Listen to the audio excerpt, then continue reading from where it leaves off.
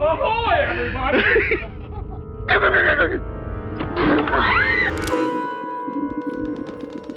But no matter what we do, it will just be the two of us, alone in this room. Just me and you.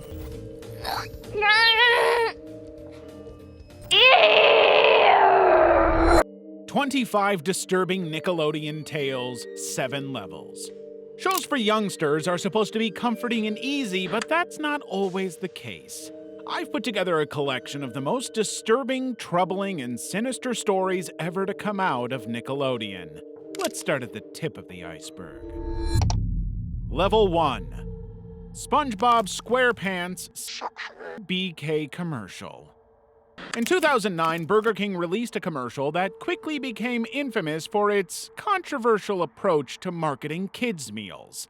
The ad featured SpongeBob SquarePants alongside the King, Burger King's mascot, set to a parody of Sir Mix-a-Lot's iconic song, Baby Got Back. In this version, the lyrics were altered to celebrate square butts, obviously referencing SpongeBob himself, but the visuals included real women in outfits that exaggerated square-shaped butts, all of them gyrating alongside the King while he measured one woman's backside with a tape measure. Sir Mix-a-Lot himself appeared at the end, declaring, "Booty is booty." Obviously, this was not going to go down well with a lot of people. The Campaign for a Commercial-Free Childhood, CCFC, and other advocacy groups immediately condemned the ad, calling it sexist and inappropriately sexual for a campaign tied to a children's product. They argued that using SpongeBob, a character adored by preschoolers, to promote not only junk food but also objectified images of women was deeply troubling and set a very concerning precedent. Dr. Susan Lin from CCFC described the ad as a new low, accusing both Burger King and Nickelodeon of prioritizing profit over children's well-being. But Burger King defended itself by claiming the ad was aimed at adults, not children. The humor was meant to appeal to parents who might enjoy nostalgic references to 90s pop culture. Unfortunately, the commercial aired over 1,950 times, including during family-friendly programming like Scooby-Doo and American Idol, both shows massively popular among children. And now Nickelodeon had to explain how and why they would approve such an inevitably scandalous use of its most popular character. The public outrage escalated into a letter-writing campaign led by the CCFC, mobilizing nearly 10,000 emails demanding Nickelodeon and Burger King pull the ad immediately. Despite Burger King's insistence that the commercial was for adults, the controversy forced the commercial off television entirely, leaving behind only the remnants of an insane marketing campaign. I, Psycho. In a 2010 episode of iCarly titled I, Psycho, the show star visits Nora Dershlit, a lonely superfan celebrating her 16th birthday. Nora initially appears socially awkward but harmless. Her parents have abandoned her on her special day, leaving her with no guests except an elderly clown who dies. But Carly and her friends take pity on Nora and host an impromptu live webcast to attract her classmates to the party. The plan works, but the episode takes a sinister turn once the guests leave. Nora traps the trio in her basement, locking them inside a soundproof recording booth to keep them as friends forever. She confiscates their phones and sends deceptive messages to their families to ensure no one suspects anything. Over the course of a weekend, she subjects them to psychological torment, including forced games and bizarre antics with her pet chicken Maurice. The tension escalates even further when Sam attempts to escape by picking the lock with a sharpened duck bone, only for Nora to reappear wearing a Nixon mask and wielding an axe. The situation grows increasingly dire. For a kid's show, it's an insane and extremely intense twist. The trio devises a coded SOS message embedded in a video for Gibby, who deciphers it and arrives with his younger brother Guppy to rescue them. Gibby breaks down Nora's door, leading to a chaotic physical confrontation while Guppy retrieves the keys to free Carly, Sam, and Freddy. The ordeal ends with Nora being subdued and arrested, though Carly expresses sympathy for her troubled psyche, which really seems like a classic case of Stockholm Syndrome. The unsettling themes of the episode were really strange for the viewers. Nora's behavior was played for laughs, but carried disturbing undertones when viewed through a modern lens. The sequel episode, I Still Psycho, aired in 2011, sees Nora released from juvenile detention only to re-kidnap the gang in another bizarre plot. While comedic on the surface, these episodes sparked controversy for trivializing serious mental health issues and using outdated terminology like psycho in their titles. Level 2. Crybaby Lane. On October 28, 2000, Nickelodeon aired Crybaby Lane during its SNCC programming block, a Halloween-themed horror movie that would quickly become one of its most infamous productions of all time. The movie followed two brothers, Andrew and Carl, who accidentally unleashed the vengeful spirit of an evil conjoined twin during a seance. Chaos ensues as the evil twin possesses townspeople and spreads a wave of unthinkable and surprisingly disturbing terror, leaving Andrew to confront the supernatural force in a desperate attempt to restore peace. Obviously, the story's grim premise of conjoined twins separated with a chainsaw and buried in mismatched graves was far darker than anything Nickelodeon had made before, because it was never actually made for Nickelodeon. The movie was originally conceived as a $10 million theatrical release for Nickelodeon's parent company, Paramount, but when the studio lost confidence in its box office potential, it was scaled down to an $800,000 made-for-TV movie. But the movie was never revised or altered, allowing it to keep that creepy atmosphere, blending the ghost story and unsettling imagery with occasional attempts at humor, which is exactly why its broadcast sparked immediate and overwhelming controversy. Parents flooded Nickelodeon with complaints after the premiere, claiming Crybaby Lane was way too frightening for children. Reports of eyewitnessed possessed townsfolk and the macabre backstory of the twins were called out as being too much for the youth of America, and Nickelodeon actually agreed. They swiftly pulled the film from circulation and denied its existence for years. Rumors swirled that it had been banned outright due to its unsettling content, but many didn't even know if the movie even existed. The fact that there were no remnants of the movie anywhere led many to speculate whether it was real or an elaborate urban myth. For over a decade, Crybaby Lane remained unseen. It wasn't until 2011 that a Reddit user unearthed a VHS recording of the original broadcast. With the movie confirmed to exist, its popularity skyrocketed, and Nickelodeon saw an opportunity. Finally acknowledging the film, the network re-aired it on Teen Nick that Halloween, marketing it as a banned movie. While Nickelodeon claimed it had simply been forgotten, the film's reputation as a disturbing anomaly persisted. Gregory's Room.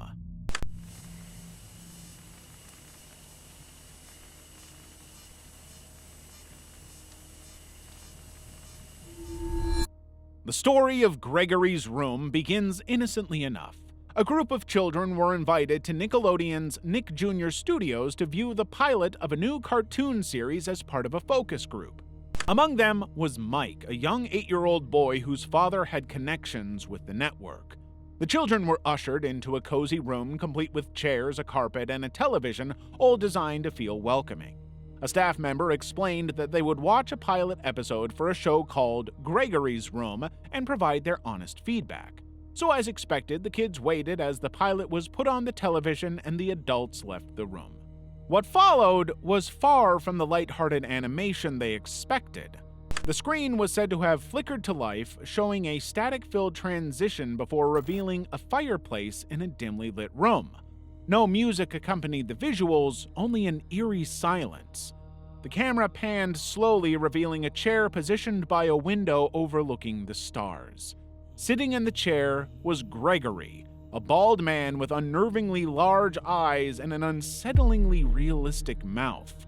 He turned toward the camera and introduced himself in an emotionless tone. "Hi, I'm Gregory, and this is my room." Oh, I didn't see you there. Hello, I'm Gregory, and this is my room. The episode spiraled into discomfort as Gregory spoke directly to the viewer, promising intimate companionship. "We're going to have so much fun together, just the two of us." He gestured toward the window and suggested they could look at stars together or read books. But then his monotone delivery clashed with his increasingly bizarre statements. No matter what we do, it will just be the two of us. No parents, no police, no one can hear you.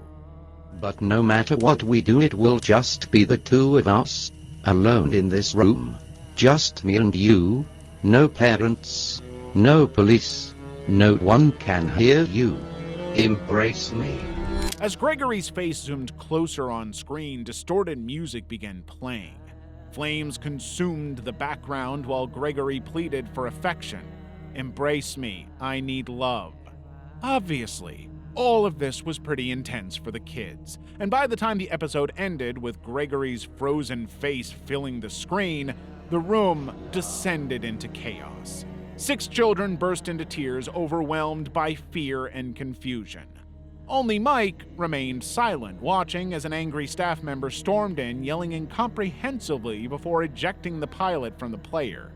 Days later, news emerged that several of those children had mysteriously died, except Mike, who still keeps the cursed DVD hidden under his bed, but has never dared to watch it again.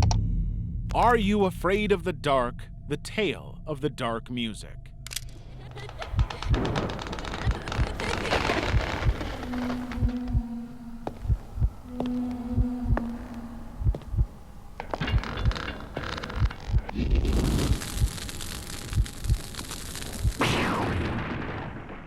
The Tale of the Dark Music, an episode from the first season of Are You Afraid of the Dark, is widely regarded as one of the series' most unsettling stories. It follows Andy Carr, a teenager who moves in with his family into a house inherited from his mysterious and wealthy great-uncle Niles. Adjusting to this new neighborhood proves to be pretty difficult, in part because of the bullying from a menacing neighbor, Coda, and all because of the eerie discovery of a sinister force lurking in the basement. Down in the basement, Andy discovers that playing music awakens something malevolent behind a locked door. That entity manifests in various terrifying forms, including a pair of glowing red eyes, a life-sized doll, and even a carnival barker promising fun and rewards. It offers him wealth and power, but at a chilling cost. He must feed it human souls to reap its gifts. Of course, Andy sees an opportunity, using the demon to exact revenge on Coda. Luring the bully into the basement, Andy locks him inside and plays music, allowing the entity to consume Coda. As a reward, the demon gifts Andy a new bike. The story ends ambiguously, with Andy grinning ominously as his bratty sister yells at him, leaving viewers to wonder if she'll be his next victim. This is a surprisingly dark episode to be aired on Nickelodeon, but what makes The Tale of the Dark Music so disturbing is its moral ambiguity. Unlike typical children's programming, there's no clear resolution or redemption for Andy. Instead, he seems to be totally corrupted by power, willing to sacrifice others for personal gain. The episode's grim implications, suggesting as a means to success, sparked some controversy among parents and critics, making it one of the most notable and most haunting episodes in children's television history. A success for us is when you hit that subscribe button. Level 3. Drake and Josh. Josh kissed a trans woman. In the Drake and Josh episode, I Love Sushi, the plot begins innocently enough. Drake and Josh enter a contest to have their parents' living room renovated as an anniversary gift. But their excitement turns to dismay when the renovation company scams them, stealing all their furniture instead of upgrading it. To replace the stolen items, the brothers take jobs at a sushi factory, leading to comedic chaos as they struggle with conveyor belts and raw fish. But none of that is disturbing. None of that is problematic. No, it's away from the slapstick humor that the episode takes a deeply strange and kind of weird turn. After learning they won the contest, Drake impulsively kisses a random woman in celebration. Josh follows him, doing the same thing, but he ends up kissing another stranger, a woman who responds with a deep masculine voice saying, "Congratulations, man." I won a contest! Congratulations, man. The punchline relies entirely on the suggestion that Josh kissed a trans woman, and his exaggerated disgust is the whole joke. It's just another moment of furthering some controversial and harmful stereotypes about trans people. The woman's deep voice is used as shorthand for her identity, reducing her to a hyper-masculine caricature for shock value. And Josh's horrified reaction reinforces the harmful idea that trans people are something to be mocked or feared. What makes this even more disturbing is how casually it unfolds within the narrative. Neither Drake nor Josh face consequences for their actions. Grabbing strangers and kissing them without consent is treated as harmless fun, even though the age gaps and underage nature alone is pretty gross. Traumatizing on-air dares. In 2002, Nickelodeon decided to capitalize on the incredible success of Fear Factor in their own kid-friendly way. The on-air dare segment on Nickelodeon's Snick Block was introduced as a recurring feature involving the cast of All That and quickly became a fan favorite and a hated ordeal for the cast. Each week, 3 cast members were placed in glass chambers with a lever determining which of them would endure the dare. The chosen actor was then theatrically escorted by security guards just to make the whole thing feel even more intense and serious for the viewers at home. The dares themselves ranged from mildly embarrassing to outright disturbing, with cast members forced to perform tasks like bobbing for apples in a toilet, sitting in tubs of raw eggs, or being covered in peanut butter and licked by dogs. Those were the tame ones. Others were way more severe, with cast members having to eat toenails, hold scorpions in their mouths, or have buckets of worms dumped on their heads, clearly embracing the Fear Factor vibe. One particularly harrowing moment involved a cast member being hoisted upside down and dunked into expired dog food, which made just about everybody uncomfortable. As time passed, the cast members got more comfortable describing the experience as traumatic. Brian Hearn, who endured the peanut butter dare, remembered feeling humiliated as dogs licked him on camera, likening it to something out of a weird fantasy. Other cast members said the same thing, describing the dares as designed to be traumatic and inappropriate for children.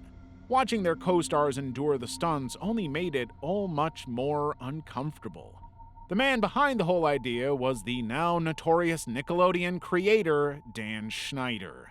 He since admitted that some dares went too far, but claimed he had no idea at the time that cast members were uncomfortable by anything that they were doing. Which is kind of crazy, given that even watching the footage just shows how uncomfortable everybody was. Level 4. Rugrats Incredible. In 1998, a storyboard jam titled Incredible surfaced among the Rugrats production team at Klasky Cuspo. Storyboard jams were informal exercises where animators passed around a comic and added their own panel, often a way to vent frustrations about management or production issues. But while it started as a harmless little doodle session, Incredible quickly spiraled into something far darker. The storyboard began innocently enough, or at least as innocent as it could be given its initial premise. The first page showed Angelica bullying Tommy, who retaliated by mixing dog food and drain cleaner into her drink.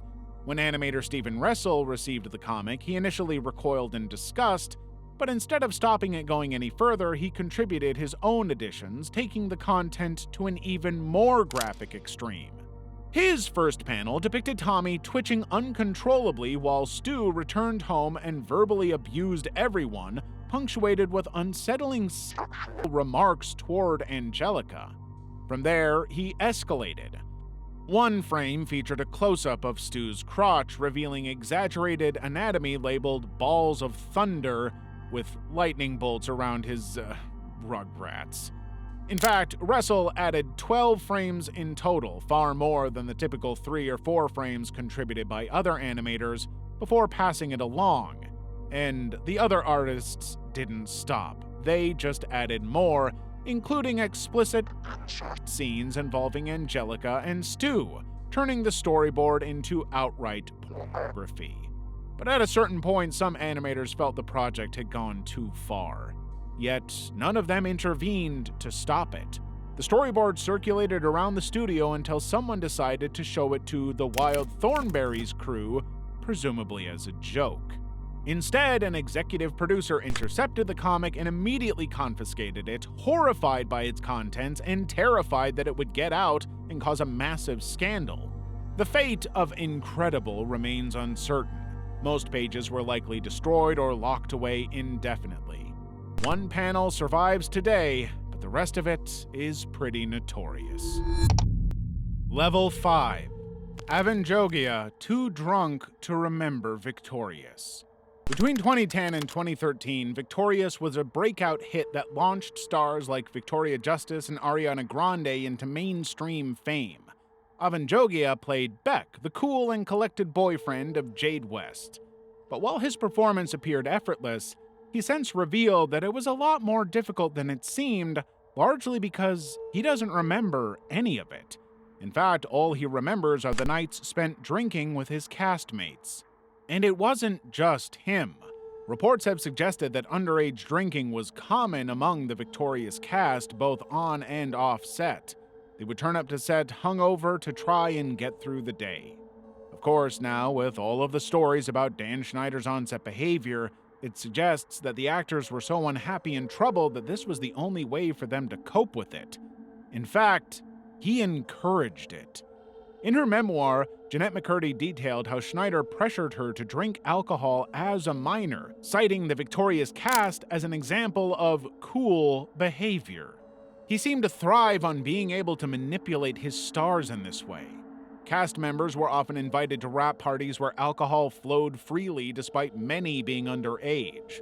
While some actors like Victoria Justice avoided these dynamics, others fell into patterns that left lasting impacts. And Avan was one of them. Ally D'Ameco pressured into kissing a 30-year-old man. Ally D'Ameco is probably best known for her role as Rosalina on The Naked Brothers Band. But when she talks about the show, it's never in a positive light. In a TikTok video inspired by the documentary Quiet on Set, she talked about an incident where she was being pressured into filming a kiss scene with a man in his 30s when she was just 14 years old. It happened during the third season in an episode titled Naked Idol, where Rosalina, Ally's character, briefly has a romance with a Frenchman named Michel. The script required her to kiss the other actor in front of Nat Wolff, her character's main love interest. But she wasn't comfortable with the situation, so both Ally and her mother objected to the kiss, asking producers to find another way around it. But their concerns were dismissed outright. The producers made her feel as though refusing the scene would cost her the job entirely. Ally was basically manipulated into filming multiple takes of a kiss she was not comfortable with. She since said that the whole experience was deeply traumatic, leaving her with lasting emotional scars, and admitted she couldn't even rewatch the episode without feeling overwhelmed by PTSD. In fact, this was only one incident on the Naked Brothers Band that left its mark on Ally. Even though, according to her, the environment on set was much healthier than others at Nickelodeon, she never fully felt comfortable with her place on the show. Many viewers mistakenly believed the Naked Brothers Band was a real-life documentary rather than a scripted fictional show, which meant that they took basically everything at face value. So when the episode eventually aired, the fans began sending her violent, aggressive comments and death threats, accusing her of cheating on Nat Wolff's character and even confronting her in real life because of it. She also spoke about an incident in which she refused to kiss Nat Wolff for a different scene because it would have been her first kiss, and she didn't want to have such an important moment on camera. Ally had the knowledge to go to a female producer, believing that she would be more sympathetic to Ally's concerns, but when she expressed her worries, the producer grabbed and kissed Ally instead, saying, "Now you've had your first kiss, you can do the scene now." Of course, she had to shoot the scene regardless of how she felt about it. Brian Hearn, racial discrimination. In 2002, Brian Hearn joined the cast of Nickelodeon's All That. As a young teenager and an aspiring actor with comedic talents, this was an incredible opportunity for him to debut to the world on one of Nickelodeon's most popular shows. That optimism and joy didn't last long. As one of the few black child actors on set, Hearn found himself subjected to blatant racism and degrading treatment that would haunt him for years. He found himself constantly being forced to play racially stereotyped roles, which didn't reflect his talents or the way he wanted himself to be presented to the world. In one sketch, he played a teenage drug dealer. In another, he played a rapper named Lil Fetus, forced to wear a nude-colored leotard that made him appear naked while delivering crude, stereotypical street slang. It was humiliating to him to see the good roles go to the white actors, while he was resorted to negative stereotypes. But behind the scenes, it was just as bad. When Hearn raised the issue of his borderline offensive characters in a costume discussion, an adult referred to him as a piece of charcoal. From that moment on, he began to realize that he was truly not going to be respected on the show. Dan Schneider, the creator and showrunner, had nothing to do with them. He was one of the only actors on the show to have no relationship with Schneider and was often isolated and treated differently from his white co-stars. But Schneider did give him something to do. His Fear Factor-esque show, On Air Dare, featured Hearn in a starring role he never wanted. Hearn would be constantly chosen to suffer through challenges that were completely insane, disgusting, and, most importantly, humiliating. He later described some of the stunts he had to endure as awkward fantasies from a freaky dude. But at the age of 13, he had no power and no status to refuse. In his words, he was trapped in a torture chamber and forced to comply with the orders he was given without question. Leon Frierson's sexualized costume. Leon Frierson was 14 years old when he was a cast member on All That. As one of the only non-white cast members, he was subject to some highly unfortunate racial stereotyping. But then he got the news that he would be playing a major new character who wasn't a stereotype. He was a superhero. It wasn't until he saw the costume that Leon realized this was not the golden opportunity he was hoping for. Noseboy was a highly unfortunate superhero whose outfit was skin-colored, making it look as though Leon was naked, with some fake noses on his shoulders which happened to look like men's penises. As if that wasn't humiliating enough, the central joke of the sketch and the character is that Noseboy would sneeze, ejecting a thick, white substance onto other characters. It's impossible not to see it as a highly sexual scene, despite the fact that it's basically all teenagers. It's just another example of how Nickelodeon somehow managed to air something that should never have been seen by children as young as the target audience. But Leon didn't even care about any of that. He wasn't just uncomfortable with the costume or with the joke, he was uncomfortable about being exposed to the world in this way. He since said that he felt forced into a scenario where his growing teenage body was put on display in a way that felt exploitative. And because Schneider had created a highly toxic environment where only those on his good side could advance in their career, Leon felt he couldn't say anything. He was just one of many actors forced into situations where he was uncomfortable and forced to pretend that he was grateful for the opportunity. And as one of the only black cast members, he was also highly aware that he was more expendable than any of his white co-stars. The abusive experience of Angelique Bates. Angelique Bates was just 12 years old when she joined the cast of All That, having endured months of auditions, showcasing her versatility through impressions, dancing, and rapping to finally land the role. But Bates has since revealed that her time on All That was ruined by relentless verbal and emotional abuse, much of it coming from Dan Schneider himself. She described many instances where Schneider screamed obscenities at her in front of the entire production team, often through live microphones that broadcast his words throughout the studio. And while Schneider was the most high-profile person to attack her, he was far from the only one to do so. Bates' own co-stars bullied her constantly, with production often turning a blind eye and pretending not to see it. One particularly harrowing incident involved a milk scene during filming. The setup required a single take due to the mess involved, but during rehearsal, a cast member threw milk on Bates as a joke, despite that act not being in the script. Rather than addressing the behavior, production laughed it off. When it came time to film, another cast member escalated the situation by spitting milk directly into Bates' face. Humiliated and dripping with milk, Bates retaliated by throwing her own milk back at them.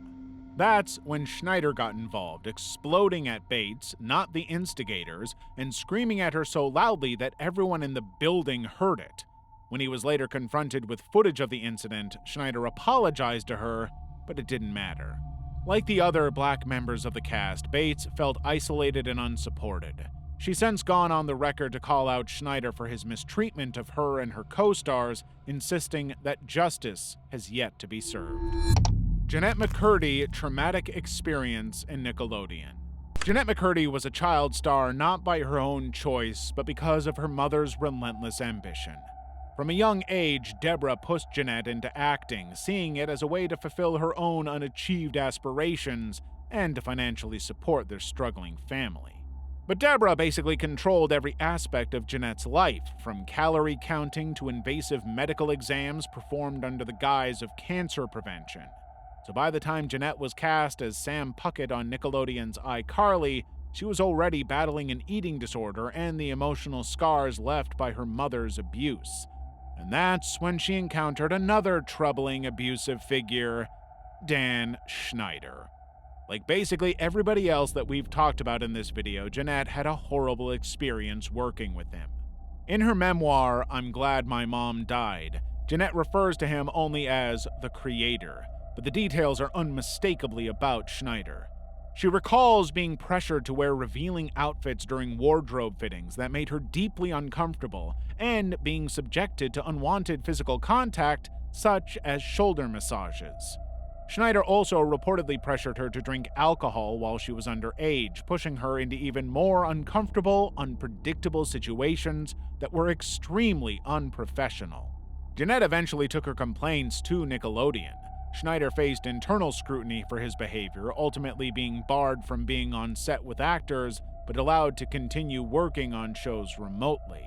But when Jeanette considered speaking out about her experiences, Nickelodeon offered her $300,000 in hush money, a gift she refused, describing it as a blatant attempt to silence her.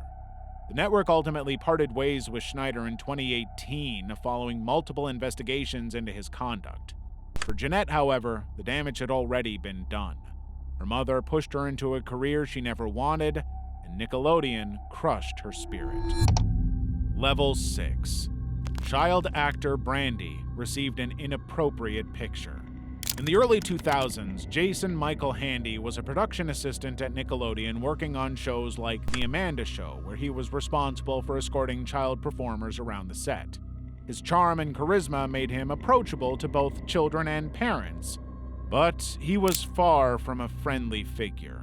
After a brief appearance on The Amanda Show as an extra, Handy contacted a girl known as Brandy, an 11-year-old girl, via email, offering mentorship and potential career opportunities for her. These emails initially seemed harmless, discussing projects he was working on, and Brandy's mother MJ saw no reason for concern despite the highly inappropriate situation. However, over time, Handy escalated the communication in a way none of them could ignore. Months into their correspondence, Handy sent Brandy an explicit photo of himself with a note saying he wanted her to see it because he was thinking of her. The incident left Brandy distraught. According to her mother, she shut down her computer and ran to her room in tears. MJ said she struggled with whether to report the abuse, fearing judgment for allowing her daughter to interact with him in the first place. But eventually, MJ withdrew Brandy from the entertainment industry entirely to protect her from other predators. Handy's arrest revealed the extent of his crimes, something that extended far beyond Brandy alone. A raid of his home uncovered over 10,000 images of child pornography and videos depicting explicit acts involving minors. Investigators also found Ziploc bags containing tokens from young girls he had targeted, some including letters or even underwear from victims as young as 7 years old. His personal journal painted an even darker picture. Handy described himself as a full-blown pedophile and detailed his struggles to find victims, despite working in one of the most kid-centric industries in the world. Handy pleaded no contest in 2004 to charges including lewd acts with a child under 14 and disturbing sexually explicit material. He was sentenced to 6 years in prison, a shockingly brief punishment considering the magnitude of his offenses. Loud House creator Chris Savino fired. Chris Savino was once a prominent figure in the animation industry, celebrated as the creator of Nickelodeon's hit series, The Loud House. His career spanned decades with contributions to iconic shows like Dexter's Laboratory and The Powerpuff Girls. But behind all of these achievements, rumors of inappropriate behavior had quietly circulated for years. In October 2017, they were finally exposed as multiple allegations of sexual harassment surfaced against him. 12 women came forward, accusing Savino of a disturbing pattern of misconduct, painting a picture of a man who used his position of power to make unwanted sexual advances and retaliated against female co-workers who rejected him. Some women claimed that Savino had threatened to blacklist them from the industry after consensual relationships ended. Others detailed explicit messages and offers of career opportunities in exchange for sexual favors. But none of them showed him in a good light. Nickelodeon acted immediately, suspending Savino while conducting an internal investigation. Within days, the network announced his firing, stating its commitment to maintaining a safe and professional workplace, despite having failed to investigate despite the open secret. With Savino gone, the Loud House continued production under new leadership, but the fallout of his crimes led to a much wider discussion about harassment within the animation industry, a field often described as a boys' club. In the wake of his firing, Savino issued a public apology on Facebook, expressing shame and regret for creating an uncomfortable environment. However, many dismissed his words as insufficient given the gravity of the accusations.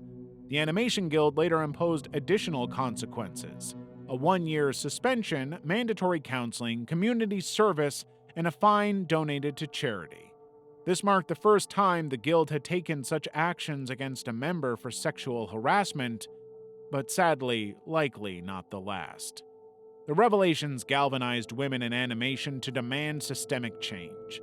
They organized campaigns and open letters calling for accountability and safer workplaces.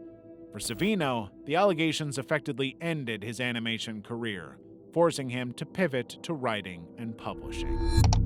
Ren and Stimpy creator John Kricfalusi. John Kricfalusi, known professionally as John K., was once hailed as a revolutionary figure in animation. His groundbreaking work on the Ren and Stimpy show in the early 1990s redefined the animation medium, inspiring generations of animators to create bold, weird, surreal shows like SpongeBob SquarePants and Adventure Time.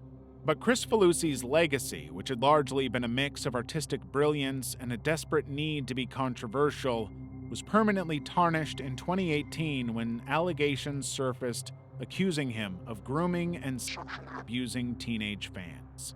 The revelations began with 2 women, Robin Bird and Katie Rice, who shared their stories with BuzzFeed News. Robin was an aspiring animator, just 13 years old when she first contacted Kricfalusi, hoping to learn from her idol. His response seemed generous at first. He sent her toys, art supplies, and offered mentorship. But by the time she was 16, Robin claimed that their relationship had turned sexual. Kricfalusi flew her to Los Angeles twice, eventually making her his live-in girlfriend and intern, a relationship that reportedly became an open secret among employees at his animation studio, Spumco. Katie's story followed a similarly disturbing pattern. She claims Kricfalusi began sending her flirtatious letters when she was 14, escalating to explicit online messages and phone calls where he touched himself while speaking to her. At 18, Katie accepted a job at Spumco, but Kricfalusi did not behave professionally, instead continuing his predatory behavior, waiting naked for her at the studio and threatening to force himself on her. She also reported finding child abuse images on his computer, a claim he denied through his attorney. These allegations painted a grim picture of an artist who exploited his position to prey on vulnerable young fans under the guise of professional mentorship. Robin described the emotional toll as devastating, saying he gave her PTSD and completely derailed her career aspirations. Katie echoed similar sentiments, recounting how his manipulation eroded her self-esteem and destroyed her entirely. The fallout was swift. Networks distanced themselves from Chris Falusi, and he was excluded from Comedy Central's planned revival of Ren and Stimpy. While his attorney admitted to a relationship with Robin when she was 16, they dismissed other claims as exaggerated or false. Chris Falusi himself issued an apology citing mental health struggles, effectively avoiding all responsibility for his actions. For many in the animation industry, these allegations confirmed long-whispered rumors about his behavior, an open secret that had gone unaddressed for decades. Level 7. Nickelodeon Creep Club. The Nickelodeon Creep Club, as it has come to be known, is a group of individuals who worked behind the scenes of the network's most beloved children's shows and were later accused of disturbing misconduct. At the center of this controversy is, of course, Dan Schneider, the prolific producer behind hits like iCarly, Victorious, and Drake and Josh. We've detailed a lot of his most disturbing crimes throughout this video, and while Schneider was never criminally charged, it's impossible to ignore the fact that the allegations of his toxic and exploitative work environment have cast a dark shadow over his legacy. But Schneider wasn't alone in this troubling narrative. Other individuals tied to Nickelodeon faced far more severe accusations. Brian Peck, a dialogue coach on The Amanda Show, was convicted in 2004 of sexually abusing a minor, later revealed to be one of Nickelodeon's biggest stars.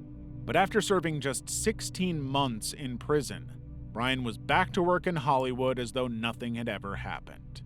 Another member of the club was Marty Weiss, a talent manager associated with Nickelodeon Productions who pleaded no contest to multiple counts of sexual abuse against minors.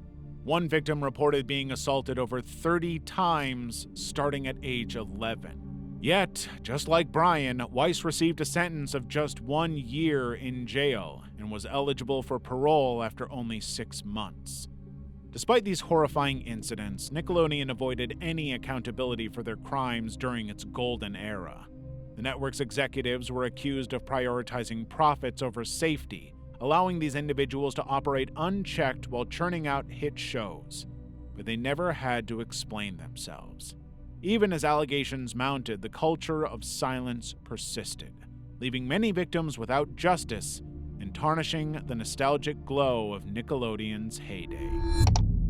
Drake Bell, used by Brian Peck at 15. Drake Bell was one of Nickelodeon's most recognizable teen stars in hits like The Amanda Show and Drake and Josh. But behind the scenes, he was enduring harrowing abuse, which he kept to himself, until he publicly shared his story in the docuseries Quiet on Set, The Dark Side of Kids TV. Brian Peck was a trusted figure on Nickelodeon sets, easily gaining access to Drake through his role as a dialogue coach. He worked closely with young actors, claiming to help them refine their performances. However, his true intentions were far more sinister. He would use classic grooming tactics, ingratiating himself into Drake's life by showing interest in his hobbies and even organizing personal events like birthday parties. But over time, Brian isolated Drake from his father, who had been wary of Brian's behavior. This calculated effort allowed Brian totally unsupervised access to the young actor. By the time Drake was 14 or 15 years old, the situation escalated, confirming Drake's father's suspicions. Bell recalled waking up one night at Brian's home to find himself being assaulted. Frozen in shock and confusion, he didn't know how to react or escape.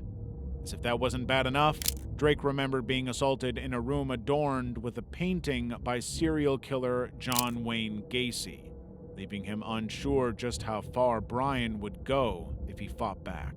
For months, Brian assaulted Drake, but Drake was silenced, fearing for his career and unsure how to process what had happened to him. The mother of his then-girlfriend noticed Brian's obsessive behavior and encouraged Drake to seek therapy. Eventually, Drake confided in his mother, who contacted authorities in 2003, getting Brian arrested and later convicted of lewd acts with a minor and oral copulation with a child under 16. He served 16 months in prison and was required to register as a sex offender. While he has since spoken out about his experiences, including in Quiet on Set, Drake still lives with the scars of what he suffered. And if you're still in the mood for more disturbing entertainment, check out this video on the most disturbing documentaries.